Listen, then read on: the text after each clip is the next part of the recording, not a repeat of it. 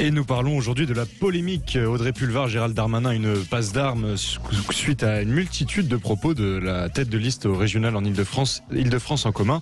Et on en parle tout de suite avec Pierre Licia, porte-parole de Libre, le mouvement de Valérie Pécresse, et lui-même candidat au régional en Île-de-France. Bonjour Pierre Licia. Bonjour. Oui, bonjour. Donc, on a donc la liste d'Audrey Pulvar, les avocats de la liste Île-de-France en commun, donc portés par Audrey Pulvar, qui annoncent ce matin qu'ils vont porter plainte à leur tour contre Gérald Darmanin, notamment pour dénonciation calomnieuse. Je rappelle que le ministre de l'Intérieur avait lui annoncé hier qu'il porterait plainte en diffamation contre Audrey Pulvar après des propos notamment. Elle avait jugé assez glaçante la manifestation des policiers mercredi devant l'Assemblée nationale. C'est des propos qui vous ont fait bondir, hein, vous aussi. Oui, absolument. Moi, j'ai effectivement exhumé, comme on dit, une vidéo d'une intervention publique d'Audrey Pulvar il y a quelques mois maintenant, au mois de juin dernier, Oui. lors d'une manifestation à République, où elle a tenu des propos qui m'ont choqué quand je les ai entendus, découverts, puisqu'elle accusait finalement la police de la République d'avoir commandité presque des assassinats ciblés, en citant les noms de Malik Oussekine, de Ziad Ebouna, des faits d'ailleurs sur lesquels la justice s'est déjà prononcée. Donc pour moi, c'était une attaque très grave en diffamation, et puis surtout une atteinte, porter atteinte comme ça très frontalement à une institution de la République qui est la police républicaine. Et en fait, quand on met ce discours-là en lumière avec ces déclarations récentes la semaine dernière lors de la manifestation de soutien aux policiers devant l'Assemblée nationale, on comprend mieux maintenant la détestation de la police nationale qu'anime en fait Audrey Pulvar. Et donc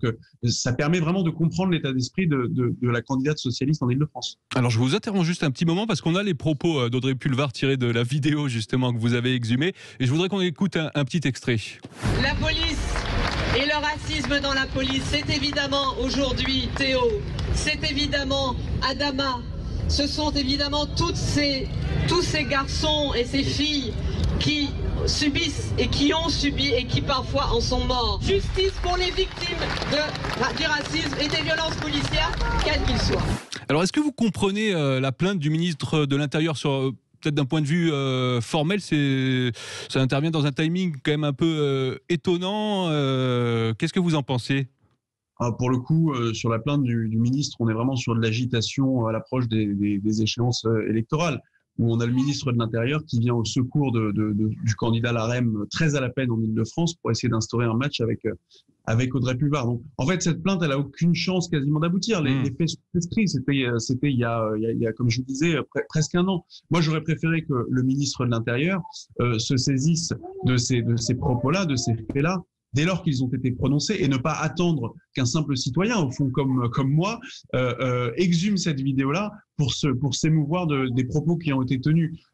Et donc j'assiste à cette passe d'armes entre les équipes Pulvar et les équipes et Gérald Darmanin.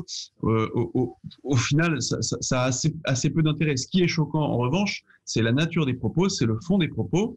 Et ça, c'est pas devant les tribunaux que ça doit se trancher, mais c'est dans un débat politique et devant les électeurs. En tout cas, ça révèle la nature profonde d'Audrey Pulvar, qui a été désignée comme la chef de file des socialistes dans la région capitale. Et moi, je pense que les socialistes devraient, c'est pas la première fois, le premier dérapage et les premières lignes franchies par Madame Pulvar sur les questions du respect des principes républicains.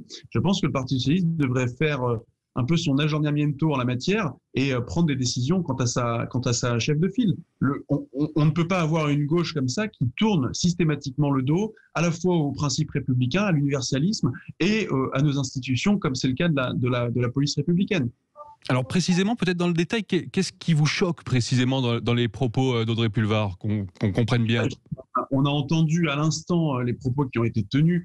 On a une femme politique élue qui affirme dans une tribune publique que la police est raciste et que ce racisme presque systémique au sein de la police a eu pour conséquence des assassinats. Enfin, je veux dire, c'est très grave comme accusation. On peut pas laisser, tout bon républicain ne peut pas laisser ne peut pas rester sans réaction face à ce genre de propos. Malheureusement, ces propos sont prescrits puisqu'ils ont été tenus en juin dernier. Mais encore une fois, je vous dis, maintenant le débat doit se positionner sur le fond.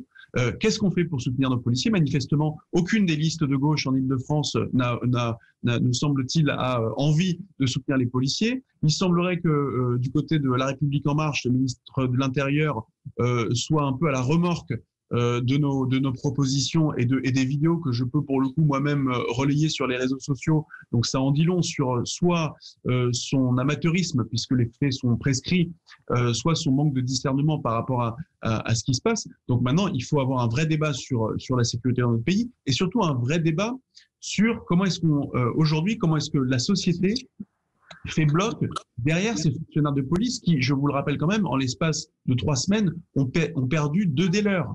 Et donc, l'heure est vraiment au rassemblement. L'heure est venue d'apporter notre soutien plein et sans espèce de doute à nos policiers et arrêter ces batailles finalement très politiciennes où vous avez d'un côté une gauche qui se tourne de plus en plus vers l'indigénisme, l'intersectionnalisme et finalement vers la France insoumise et qui en a perdu ses repères républicains.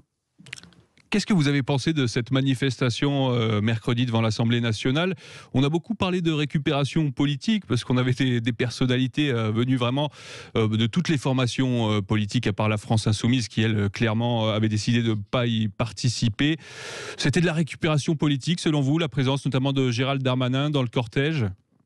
Il y a plusieurs choses. Il y a effectivement le fait que l'ensemble des formations politiques hors France insoumise soient présentes en soutien à nos fonctionnaires de police. La France insoumise n'y était pas. Je vous rappelle quand même que Madame Pulvar, Monsieur Bayrou et Madame Autain n'y étaient pas non plus. Donc finalement, tourne le dos, je pense, à nos policiers. Alors il y avait la maire de Paris, Anne Hidalgo, tout de même. C'est pour ça que je vous dis que c'était un rassemblement citoyen où vous aviez le personnel politique en soutien de nos fonctionnaires de police. Et quant à la présence du ministre de l'Intérieur, c'est vrai que personne ne comprend vraiment comment le ministre de l'Intérieur peut aller manifester lui-même avec ses fonctionnaires sur des décisions qui relèvent de son propre gouvernement, du gouvernement dans lequel il est lui-même membre.